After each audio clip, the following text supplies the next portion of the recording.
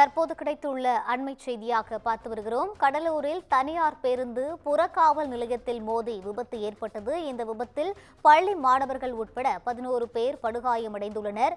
இதுகுறித்த கூடுதல் விவரங்களோடு இணைகிறார் எமது செய்தியாளர் பொய்யாமொழி.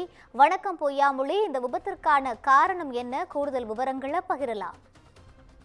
வணக்கம் ரவி. கடலூர் புதுநகர் காவல் நிலையத்திற்கு உட்பட்ட ஆல்பேட்டை சோதனை சாவடியில் அருகே இன்று தனியார் பேருந்து ஒன்று விபத்துக்குள்ளானது.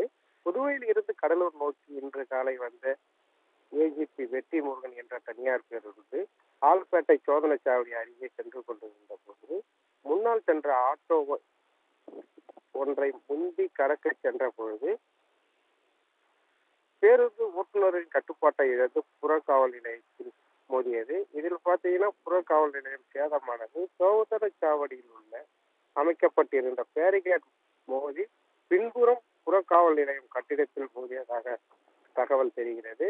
இந்த விபத்தில் பேருந்து பயணம் செய்த சுமார் 11 பயணிகள் லேசான காயங்கள் ஏற்பட்டது. காயமடைந்தவர்களை உடனடியாக கடலூர் அரசு மருத்துவமனைக்கு அழைத்துச் செல்லப்பட்டு அங்கு சிகிச்சை பெற்று வருகின்றனர். மேலும் புறக்காவல் நிலையம் அருகே நிறுத்தப்பட்டிருந்த 2 சக்கர வாகனங்களும் சேதமானது. விபத்து குறித்து புதுநகர் போலீசார் விசாரணையில் ஈடுபட்டு வருகின்றனர்.